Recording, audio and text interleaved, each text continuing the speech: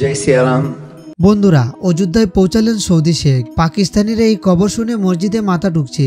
অযোধ্যায় ভগবান রামলালার প্রাণ প্রতিষ্ঠা উৎসব বড় ধুমধামের সাথে হয়েছে। পুরো ভারতবর্ষ রাম মন্দিরের উদ্বোধন সমারোহকে উল্লাসের সাথে উদযাপন করেছে। কেবলমাত্র ভারতেই নয়, অন্য দেশ যেমন অস্ট্রেলিয়া, আমেরিকা, ইউনাইটেড কিংডম এবং রাশিয়ার মতো দেশেও প্রভু শ্রীরামের ধ্বনি শুনতে পাওয়া গেছে।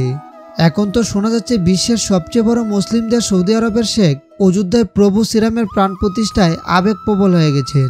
এ সমস্ত কিছুতে পাকিস্তানিদের কেন এত জ্বলছে? দেশের কিছু কঠোরপন্থী রাজনীতিবিদ কেবলমাত্র যারা ধর্ম নিয়ে রাজনীতি করতে চায়, এই খবর শুনে কেন তারা তেলে বেগুনে জ্বলে উঠেছে? বন্ধুরা, আজকের এই ভিডিওতে আমরা এই বিষয়ে বিস্তারিতভাবে আলোচনা করব। ভিডিওটি শুরু করার আগে আপনি যদি প্রকৃত সনাতনী হয়ে থাকেন এবং অযোধ্যায় রাম মন্দির নির্মাণের জন্য আপনি খুব খুশি হয়ে থাকেন, তাহলে ভিডিওটিকে লাইক করুন এবং কমেন্ট বক্সে লিখুন জয় শ্রীরাম। বন্ধুরা, পুরো ভারত তার ইষ্ট দেবতার আগমনে রামময় হয়ে গেছেন। পুরো দেশ রামলালার প্রাণ প্রতিষ্ঠা সমারোহকে হাসি খুশিতে উদযাপন করেছে। ভারতে উঠা শ্রীরাম ধ্বনিকে দূর দূরান্ত পর্যন্ত শোনা যাচ্ছে, আর বিদেশিরাও এই প্রেম ধ্বনিকে বড় প্রেমের সাথে আপন করে নিয়েছেন। এখন তো এই খবর সামনে এসেছে যে সৌদি আরব, যাকে মুসলিমদের প্রধান দেশ বলা হয়ে থাকে, ওই দেশের সরকারও এই খবর শুনে মোহিত হয়ে গেছেন। বন্ধুরা, 1518 মুঘল শাসক বাবরের দ্বারা বাবরি মসজিদ নির্মাণ থেকে শুরু করে 2019-এ রাম মন্দিরের পক্ষে সুপ্রিম কোর্টের সিদ্ধান্ত পর্যন্ত অনেক লড়াই লড়া হয়েছে। এর জন্য আজকে রাম জন্মদিনে সকল সনাতনীদের মনে আনন্দের ঝড় বইছে। সমস্ত সনাতনী লোক তাদের ঘরে প্রদীপ জ্বালিয়ে দীপাবলির মতো রামনবমী উদযাপন করছেন। তারা এই আনন্দে দীপাবলির মতো সমস্ত জায়গায় বাজি ফুটিয়ে চলছেন।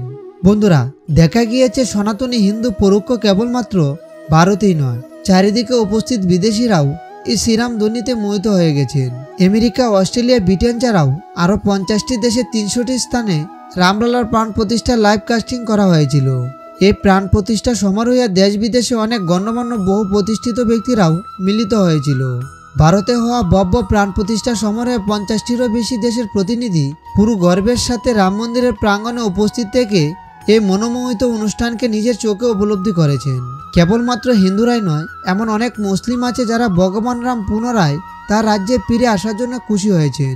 কিছু সংখ্যক ছেড়ে যদি দেখা যায়, তাহলে দেশের 60 ভাগ মুসলিম রাম মন্দিরকে স্বীকার করে নিয়েছেন।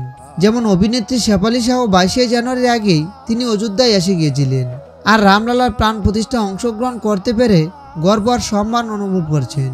বন্ধুরা, শ্রীরামের প্রাণ প্রতিষ্ঠা সমারোহ 22 জানুয়ারি দুপুর 12টা থেকে 1টার মধ্যে প্রধানমন্ত্রী নরেন্দ্র মোদী ও উত্তরপ্রদেশের মুখ্যমন্ত্রী যোগী আদিত্যনাথ, বিশ্ব হিন্দু পরিষদের লিডার আর উত্তরপ্রদেশের রাজ্যপালের উপস্থিতিতে সম্পূর্ণ করা হয়েছে।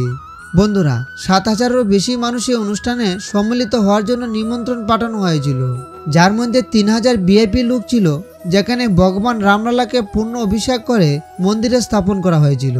কিছু মানুষের মধ্যে ভুল খবর ছড়িয়েছিল যে কেবলমাত্র সনাতন ধর্মকে মান্যতা দেওয়া মানুষরাই প্রাণ প্রতিষ্ঠার সময় উপস্থিত ছিলেন, কিন্তু এমনটা নয়। শ্রীরাম জন্মভূমি ট্রাস্ট রামলালার প্রাণ প্রতিষ্ঠা মহাসমারোহের জন্য মুসলিম ব্যক্তিত্বদের সহ পুরো 50টি দেশের জনপ্রতিনিধিদের আমন্ত্রণ করেছিলেন। শ্রীরাম জন্মভূমি ট্রাস্টের মহাসচিব চমকপদ রায় বলেছেন, এই 50টি দেশের প্রতিনিধিদের রাষ্ট্রীয় স্বয়ংসেবক সংঘ আর হিন্দু পরিষদ তাদের কার্যালয় থেকে নিমন্ত্রণ পত্র পাঠিয়েছিলেন। তিনি এটা বলেন, যদি দুবাই আর সৌদি আরবের জনপ্রতিনিধি এই রামলালার ভব্য মন্দিরে দেখতে পাওয়া যায়, তাহলে আশ্চর্য হওয়ার কিছু নেই। কারণ কেবলমাত্র আমেরিকা, অস্ট্রেলিয়া, ব্রিটেন নয়, এই সমস্ত দেশ ছাড়াও আরও মুসলিম কান্ট্রি জনপ্রতিনিধিদের রাম মন্দিরে আসার জন্য নিমন্ত্রণ পাঠিয়েছিলাম। মন্দির কর্তৃপক্ষ আরও বললেন, পণ্ডিত শঙ্করাচার্য মুখ্য অতিথিরূপে উপস্থিত ছিলেন। জমিয়াতে হেমাতুল ইসলামের অধ্যক্ষ কারিকার কামালজিও নিমন্ত্রণ পত্র পেয়েছিলেন এবং তিনি রাম মন্দিরে রামলালার প্রাণ প্রতিষ্ঠার সময় উপস্থিত ছিলেন। তিনি বলেছিলেন, যদি স্মৃতিরানী মদিনায় যেতে পারে, তাহলে আমি অবশ্যই রামলালার প্রাণ প্রতিষ্ঠানে যেতে পারবো। বন্ধুরা, আপনারা তো জানেন কিছুদিন আগে নরেন্দ্র মোদী কেন্দ্রীয় মন্ত্রী স্মৃতিরানী সৌদি আরবে গিয়েছিলেন, সাথে তিনি মদিনা ভিজিট করেন। মদিনা যাত্রা করার সাথে কেন্দ্রীয় মন্ত্রী স্মৃতিরানী তার প্রতিনিধি মণ্ডল হজরত মোহাম্মদের মসজিদ নবমী ভিজিট করেছিলেন, যার জন্য তাকে নিয়ে সোশ্যাল মিডিয়া অনেক চর্চা ও হাঙ্গামা হয়, কারণ স্মৃতিরানী মুসলিম ভিন্ন প্রতিনিধির প্রতিনিধিত্ব করেছিলেন। বন্ধুরা, স্মৃতিরানী হিজাব না পরা যাত্রাকে নিয়ে কিছু মুসলিম ব্যক্তি ভুল প্রচার করেছিলেন, কিন্তু হিন্দু ও মুসলিমদের মধ্যে সহিংসতা কমাতে ভারত ও সৌদির মধ্যে সম্পর্ক স্থাপনের জন্য স্মৃতিরানী সৌদি আরবের যাত্রাকে সমস্ত হিন্দুরা প্রশংসা করেছিল। কিন্তু কিছু কঠোরপন্থী ব্যক্তি স্মৃতি রানীর সৌদি আরবের যাত্রাকে হজম করতে পারছেন না। যারা চাল ডালের জন্য কারাকারি করবে, জঙ্গিবাদকে পালন করবে, কিন্তু পাকিস্তান, সৌদি ও ভারতের মধ্যে বন্ধুত্ব হজম করতে পারবে না। এর জন্য তারা সৌদি আরবের সরকারের বিরুদ্ধে সোশ্যাল মিডিয়া অনেক পোস্ট করেছেন। বন্ধুরা, পাকিস্তান এমন এক নাপাক দেশ যেখানে সিন্ধু প্রান্তে ডলফিনের সাথে বলাৎকারের ঘটনা সামনে আসে, যেখানে মৃত লাশ পর্যন্ত সুরক্ষিত নয়। তারা এত নাপাক যে তাদের ধর্মীয় স্থান মসজিদ থেকে জুতা পর্যন্ত চুরি হয়ে যায়। সেই পাকিস্তান সৌদি আরবকে উস্কানি দিতে চায়, তাও আবার ভারতের বিপক্ষে। তিনি স্মৃতি রানী এবং সৌদি আরবের প্রতিনিধির ছবি পোস্ট করে সৌদিকে রাষ্ট্রবাদী এবং মুসলিমবাদী নয় বলে দাবি করেছেন। সাথে আরও বললেন সৌদি সরকারের হুঁশ উড়ে গেছে, সে পাগল হয়ে গেছে।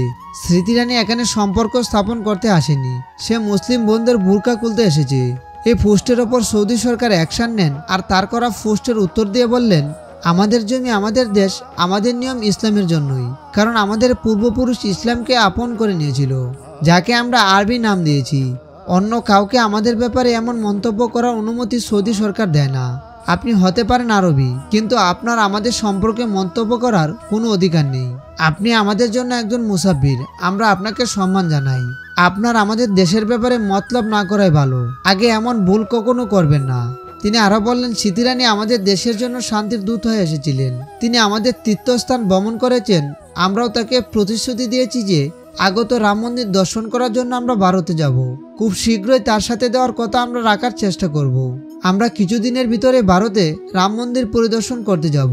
আমি তাদেরকে বলতে চাই, যারা কেবল ধর্মের নামে দাঙ্গা বাঁধাতে জানে, হিন্দু, মুসলিম, বৌদ্ধ, খ্রিস্টানের সহিংসতা সৃষ্টি করতে জানে, তারা অবশ্যই মোহাম্মদ আলীগনির এই টুইটটি অবশ্যই পড়ুন।